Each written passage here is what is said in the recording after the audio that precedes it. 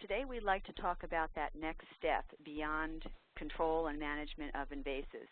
This is an area that is not well publicized with a lot of options. There really has not been a lot of information, but it's certainly a very important step because without proper disposal of invasive plants, the same problems may occur with regrowth, revegetation at these sites. And so we want to talk about some of the different ways that we can dispose of invasive plants properly. I'm based in Connecticut, as Linda mentioned, and I'm sure, like our state, you probably have either an official state-sanctioned list of invasives. Sometimes these are noxious weeds or described in other ways, or you may have a non-legal but an educational list. And in either way, you're very concerned about the plants in your particular state that are problems and that you want to reduce populations of. In Connecticut, our list includes 97 species. These are designated as invasive or potentially invasive based on a set of scientific criteria, and this is part of our Connecticut statutes. The plants include aquatic and terrestrial species. Some of those are prohibited, and others are not prohibited in terms of buying, selling, cultivating, moving, and transplanting. When we, just as a review, as we talk about management for invasive plants, one of the ways that we can group plants together, because there's no way in our state, for example, that we want to think about 97 different ways to control plants, but if we group them into their growth habit or form, this may be helpful in learning some of the techniques and practices. And so just as a review, we know that we have aquatic and wetland plants. We have plants that are grass or grass-like. We have herbaceous plants, and these can be annual or perennial. These are plants that certainly will have above-ground growth that dies back each year. And then we have our woodies, our trees, our shrubs, our woody vines. We also have annual vines, too, and those would be in the herbaceous category. It's also important to think about, for management and also for disposal, the life cycles. Do these plants complete their life cycle in 1 year? Are they biennial with 2-year life cycle, or does it take them 3 or more years to reproduce? So those are all things that we want to keep in mind. Just also as a review, there are a number of different ways that we can control plants. There are physical and mechanical ways. We can cut and dig and mow and hand pull. There are some cultural practices that we can use that would make the sites less conducive for invasive plants to continue to survive. For some of our species, we have biological control alternatives or options, such as for purple loosestrife and mile-a-minute vine. And then also, depending on the site and who's doing the control, there may be herbicides available for chemical use. But no matter what we select for management, we know it's important to monitor the site. Once is never enough. You may do your control one time during the growing season, but you do want to check those sites for several years. We know that seeds of invasive plants can persist in the soil for 5 to 10 years or longer. We know that there are vegetative plant parts, such as rhizomes, those underground creeping stems. And because of the way that the plants are growing and persisting, we need to be diligent in our efforts to monitor. And this extends not only for management, but also for disposal. In Connecticut, we have a statewide organization called the Connecticut Invasive Plant Working Group, or CIPWIG, and some of you may be familiar with our group. I have the website shown here, and this is just one page, the home page of our website. I wanted to mention that we have a number of different resources that you can have access to, and hopefully this will be of assistance to you, whether you're in Connecticut or in the region. Let me just indicate my pointer here.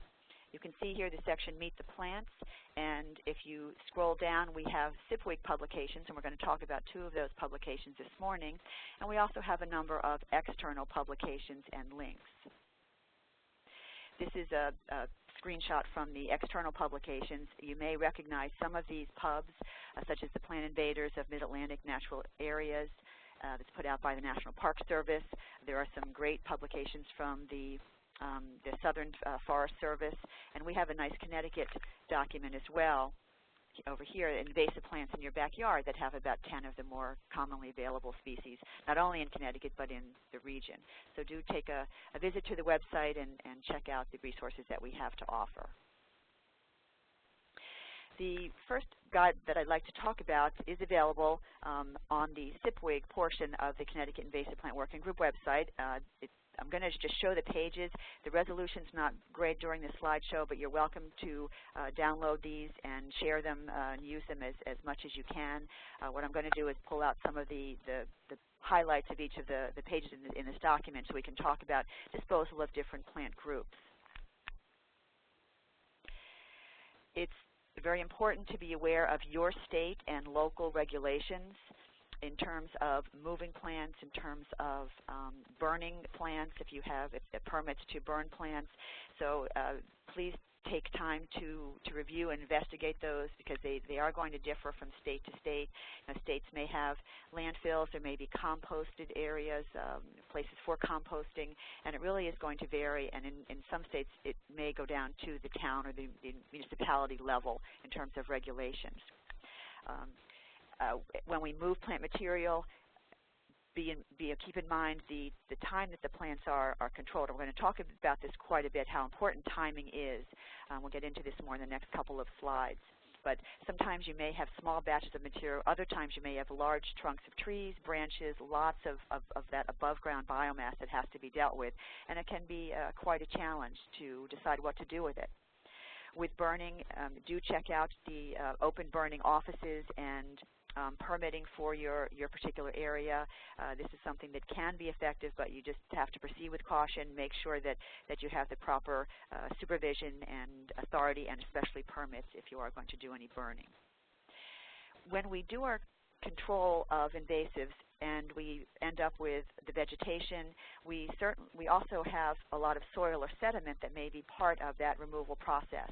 We may be digging plants, we may be just removing them from sites, and it's also important to remember that plant parts, especially seeds and rhizomes, underground creeping stems, may be present in the residue and in the soil. So if you're going to be moving the plants and the associated soil or sediment, just remember that they may start new populations in other areas. It's very difficult to screen soil, to screen fill, and get rid of all those seeds, all those very tiny plant parts. So it's something that you may want to minimize if at all possible. And if you're removing the vegetation, that's fine. But if possible, then you do want to minimize the movement of that soil or sediment because of that chance that the plants are going to continue to spread. The two photos we have here on the left side is Japanese knotweed, which is well known for its very problematic rhizomes that can extend horizontally and also vertically deep down into the soil. On the right, garlic mustard in its second year of growth. It is a biennial plant, and you can see those string bean-like pods that are all up and down the stems. These seeds, even if these plants are uprooted and left on the ground just to dry out, the seeds may in fact continue to develop and may be viable. So while you think you've done a good job getting rid of those plants and the future generations, the work may not be completely finished at that point. We want to think about safety and how effective we are with our disposal of plants, and so each situation is going to be different. Even if you're working at the same site from year to year, you may have different plants you're focusing on. You may be doing the control and disposal at different times of the year, but we certainly like to emphasize that the timing is so important. If you can do your control early in the season, before the plants have flowered, and if they've started to flower, at least before that they are seeding. This will reduce the amount of work that you have to do with the caution that you need to think about because of the chance that these plants, as they're moved off of site to dispose them, that they may in fact start new populations along the way or at their ultimate destination. And as we mentioned with our control options, that monitoring is very important. All of these sites need to be visited at least once, if not several times, during the next few growing seasons. You may be continuing to do the control, but you also may be moving plants off-site, and just be aware of the the challenges in making sure that you are doing a thorough job as you can to get rid of any chance of these plants continuing to grow and survive. The first group that we want to talk about are the woodies, the trees and the shrubs and the vines, and we have a number of different options. As you take a look at this, at the guideline, either now or after the webinar, you'll see that we break down different options and different methods, and these all are based on whether the plants are prior, or, pre-flowering, or if they're already started to flower, which means that the chances of them developing seeds is quite high. If plants have not yet flowered, and especially if they are young seedlings, they may be hand pulled. There may be some young tree or shrub seedlings that are in the site that you're controlling. They can easily be uprooted. Make sure that you shake the soil off, and they can just be left to dry. Usually we invert the plants, put them somewhere like on a rock or a fence post, somewhere where they're not going to have any contact with moist soil, because that may provide an opportunity for them to actually reestablish and regrow. This material, once it's thoroughly dried, you can then leave it right there on site. It's just going to break down. There's no chance it's going to keep growing. It also can be put in compost if it is certainly dead and dried. Also, if plants are prior to flowering and you have large woody trees and shrubs, then you may be able to chip and compost the material. That can be done on site, and again, if everything is fully dried and dyed, then it can be used in a compost situation. Brush piles can be very effective for wildlife habitat, and we also recommend that this is a tactic that can be done before plants are flowering and producing seeds. If you're doing shrub or tree control, again, you're going to remove those plants. You can start making your brush piles in the woods or somewhere away from a residence, because as much as we know that brush piles are good for wildlife, some of that wildlife can include mice and ticks, especially deer ticks, and we don't want to get them too close to where people are living, but they certainly can be very beneficial as protective areas for wildlife. So that's another option that can be done, especially if you're able to leave the plants on site.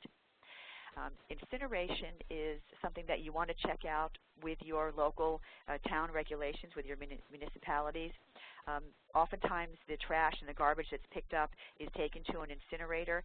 If your regulations allow that you can bag up small quantities of plant material, you may be able to put them out with a weekly pickup, and then they would be taken to a place where they would be incinerated, so there'd be no chance of any spread. We mentioned burning a little bit. If you are going to consider burning, make sure you get those permits and that you check all the regulations for your particular state and town. Another option is to use some of the larger woody plant parts that are removed as firewood.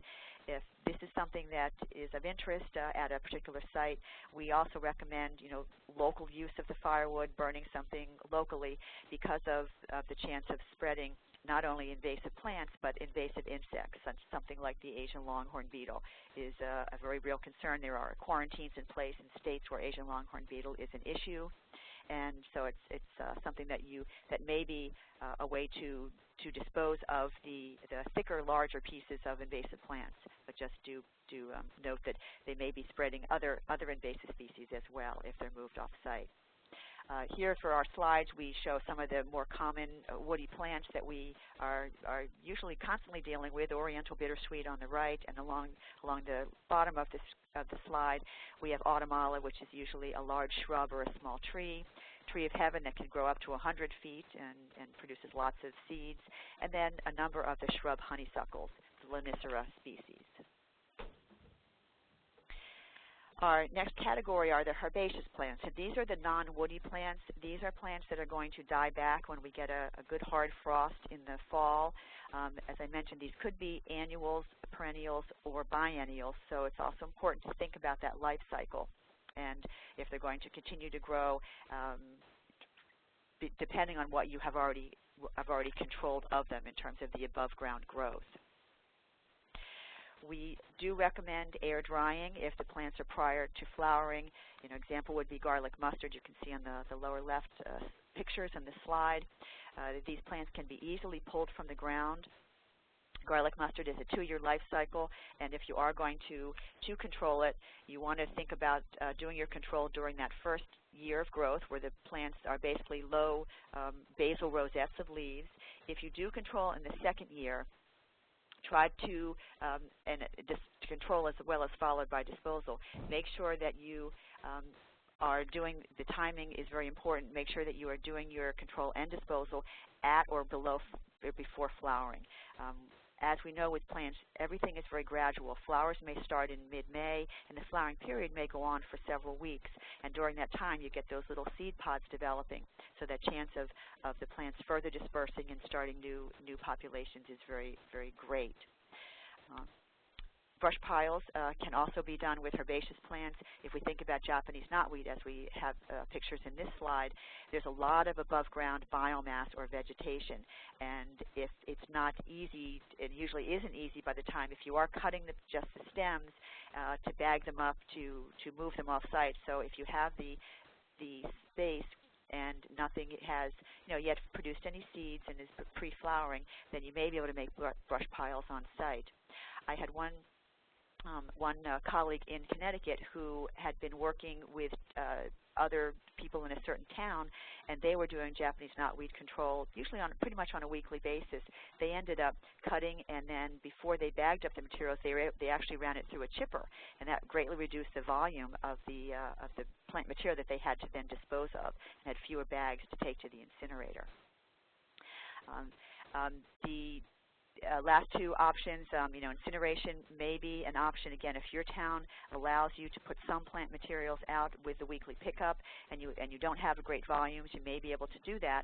Another option that we have for herbaceous plant material is what we call bag and dispose.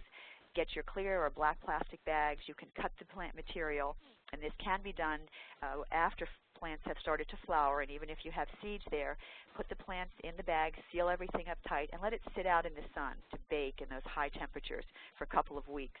You'll end up with basically a lot of mush, a lot of broken down and decomposing material in those bags, and that may be something that you could then put in the trash.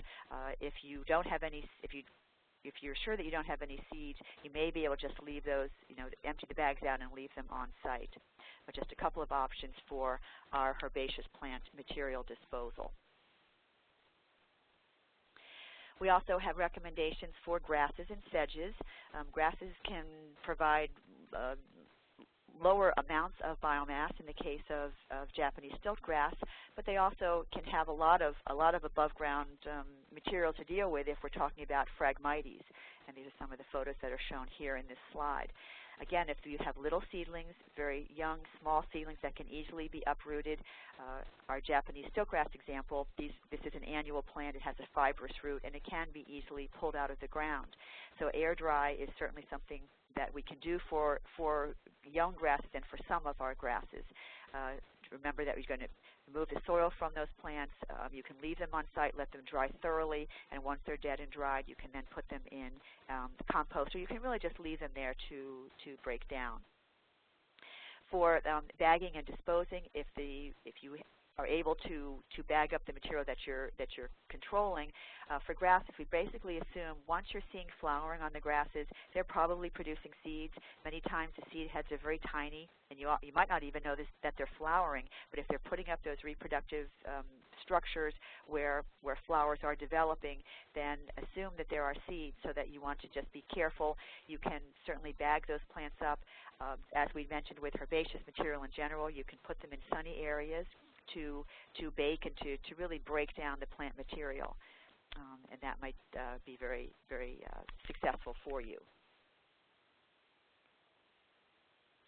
We also have guidelines for disposing aquatic invasive plants.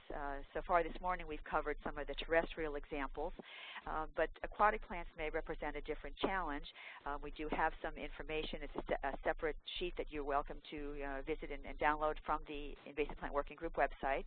A couple of things to think about. Aquatic plants often spread vegetatively, and when they're in the water, they may be spreading and increasing in numbers quite a bit, especially if one tries to dredge or remove the material so that the plant parts are broken up. And so you want to be very careful when you are removing these plants from the water and also disposing them. There are also some things to be aware of, and that's if you have a water garden, an aquarium, any place that you have contained aquatic plants, especially if they are, whether they're invasive or just non-native in general, we do not recommend that you, if you're getting rid of those plants or you're finished with your aquarium, we do not recommend that you put them into a local natural body of water like a lake or a pond.